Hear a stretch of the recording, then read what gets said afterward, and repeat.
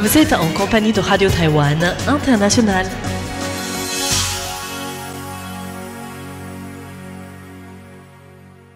Bonjour à toutes et à tous, vous êtes bien sur Radio Taïwan International. C'est Sasa qui vous présente le programme de ce vendredi 4 juillet 2025. Tout d'abord, François-Xavier Boulet vous présentera l'actualité taïwanaise du jour. Je vous rejoindrai ensuite aux côtés de Florian Dai pour une émission spéciale consacrée à l'atelier vice-versa de traduction en français et en chinois qui a été organisé à Arles en avril dernier. Nous avons reçu en studio certains des traducteurs qui ont participé. Et enfin, pour celles et ceux qui nous écoutent sur Internet, dans son émission Géopolitique, Jean-Yves Heurtebise vous parlera des effets de la guerre entre Israël et Iran sur la Chine. Ce sera le deuxième volet. Mais avant tout cela, je vous laisse donc en compagnie de François-Xavier Boulet pour les grands titres de l'actualité taïwanaise. Taïwan met à la retraite ses anciens avions de reconnaissance au profit des nouveaux F-16. La Chine intensifie son harcèlement militaire à l'encontre de Taïwan, juste avant les exercices militaires annuels Hangguang. L'ambassadeur taïwanais au Vatican présente ses lettres de créance au pape Léon XIV. Taïwan prépare sa 65e foire nationale des sciences à Hsinchu. Bonjour et bienvenue dans l'édition de l'actualité de ce vendredi 4 juillet 2025. C'est François-Xavier Boulet au micro pour vous présenter le journal de la rédaction.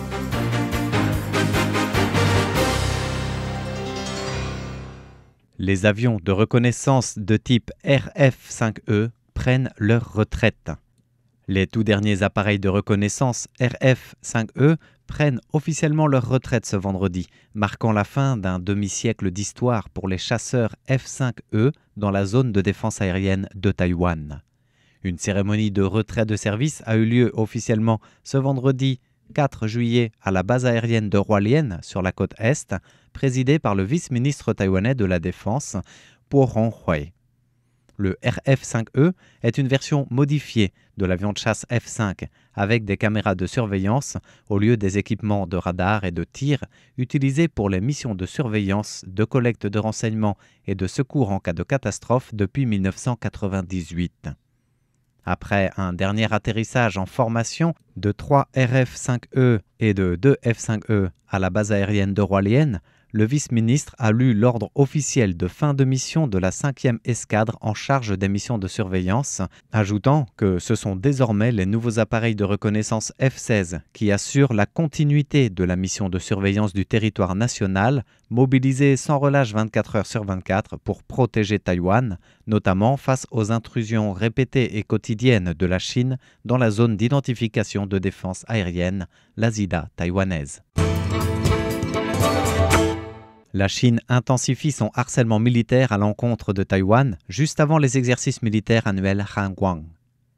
Alors que Taïwan prépare activement l'organisation de son exercice militaire annuel Hangguang, précisément du 9 au 18 juillet prochain, l'Armée populaire de libération a intensifié ses actions de harcèlement militaire à l'encontre de Taïwan. Selon les données du ministère de la Défense, durant les dernières 24 heures, plus précisément de 6 h du matin le 2 juillet jusqu'au 3 juillet 6 h du matin, 41 avions militaires chinois ont été détectés aux alentours de Taïwan.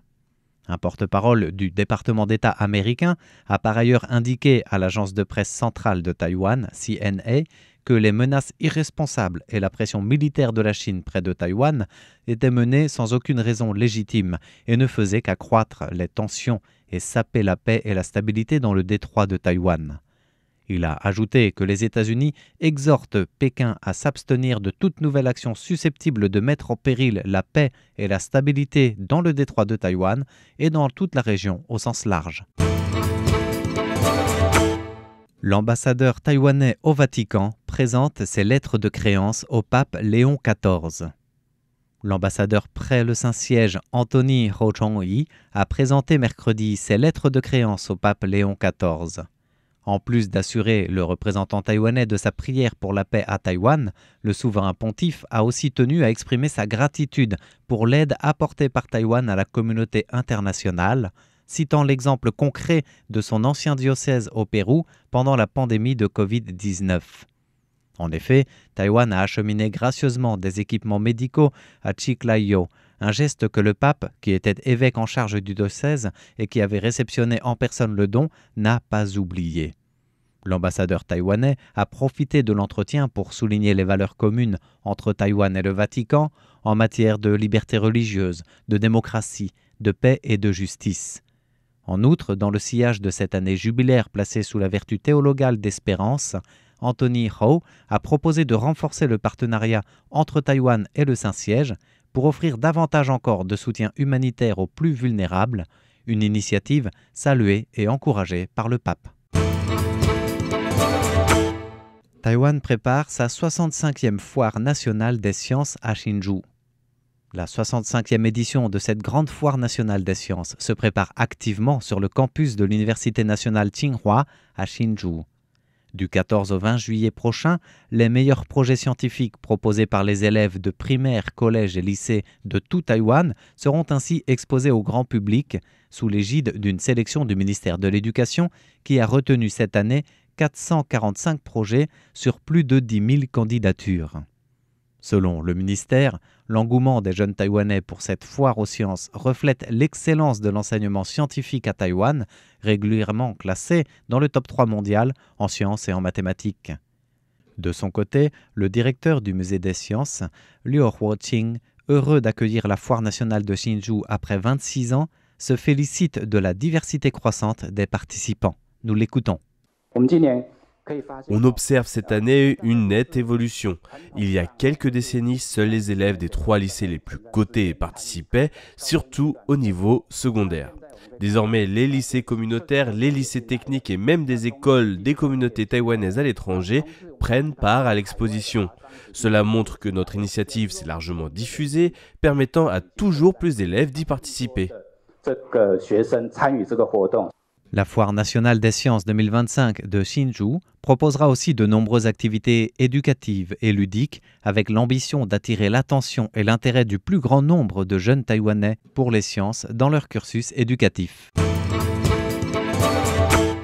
Les athlètes taïwanais se préparent pour briller à l'Universiade 2025. Le Premier ministre Cho Jong-tai a visité ce vendredi le Centre national d'entraînement des athlètes à Kaohsiung en soutien à la délégation universitaire taïwanaise qui s'apprête à disputer les Universiades d'été 2025 en Allemagne dans moins de 2 semaines. Derrière le slogan « Plus vite, plus haut, plus loin », Taïwan enverra une délégation de 196 athlètes qualifiés dans 15 disciplines sportives en lice.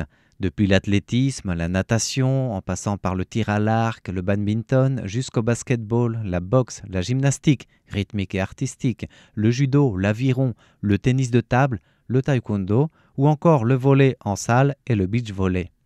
26 athlètes représenteront Taïwan en athlétisme avec des espoirs de médailles, notamment en 400 mètres haies, en saut en longueur ou en saut en hauteur, à l'instar de Lin Yutang, médaillé d'argent au dernier championnat d'Asie, qui compte parmi les favoris. D'ailleurs, l'entraîneur de la délégation d'athlétisme, Sun Yanzu, compte bien sur ses forces vives pour ramener de nouvelles médailles. Lors de la dernière Universiade à Chengdu, notre équipe d'athlétisme a décroché une médaille d'or aux 400 mètres haies. Nous avons aussi remporté 2 médailles d'argent et 2 de bronze en saut en hauteur et en saut en longueur. Cette année, ce sont aussi des disciplines majeures pour nous.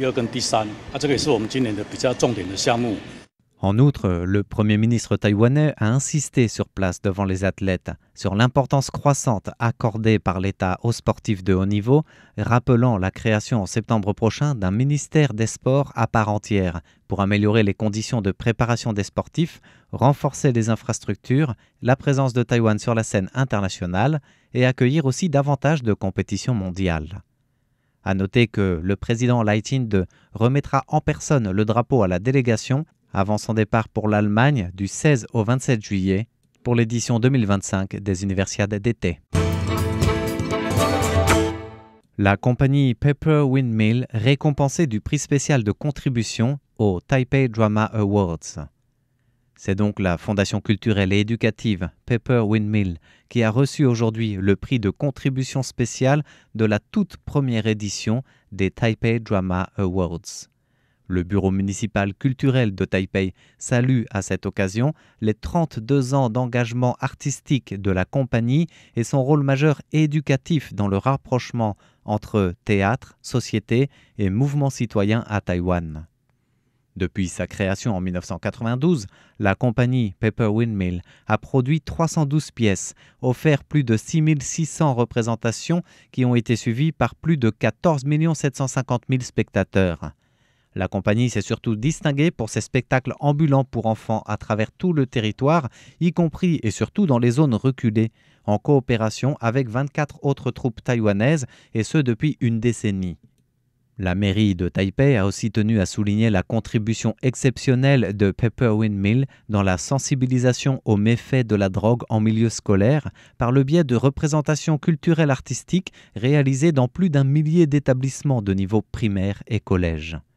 À noter que ce prix de contribution spéciale sera remis à la Fondation le 7 juillet prochain lors d'une grande cérémonie qui sera organisée au Centre des Arts de la Scène de Taipei, aux côtés des 11 autres prix remis à l'ensemble des 13 lauréats de ces premiers Taipei Drama Awards. China Airlines fête les 30 ans de son vol Taipei-Rome. La compagnie aérienne taïwanaise China Airlines a célébré cette semaine à l'aéroport international Léonard de Vinci de Rome le 30e anniversaire de son vol reliant Taipei et Rome en présence du directeur général de la branche de China Airlines en Italie, Tong Si-wen, du directeur adjoint de la représentation taïwanaise en Italie, Hong Zhuelong, de l'ambassadeur taïwanais près le Saint-Siège, Anthony Ho Chong-yi, et aussi du directeur du développement des affaires de l'aviation de l'aéroport de Rome, Federico Scriboni. Ce dernier a d'ailleurs évoqué dans son discours les progrès de l'aéroport de Rome au cours des 5 dernières années, saluant l'attention que China Airlines a prêtée à la liaison Taipei-Rome, en ajoutant que la présence de l'ambassadeur Anthony Ho indiquait aussi l'importance que Taïwan accorde à cette liaison. Federico Scriboni a affirmé que l'aéroport italien, classé meilleur aéroport de toute l'Europe depuis 7 ans, continuerait à progresser. De son côté, Tong Si-wen a rappelé que pendant de nombreuses années, la liaison Taipei-Rome nécessitait une escale en passant par Abu Dhabi, Bangkok ou encore Delhi, et il a fallu attendre jusque 2018 pour voir l'établissement d'un vol direct entre les deux capitales et le nombre de vols passer de 2 à 3 par semaine suite à l'intégration des appareils A350 à la flotte de la compagnie aérienne.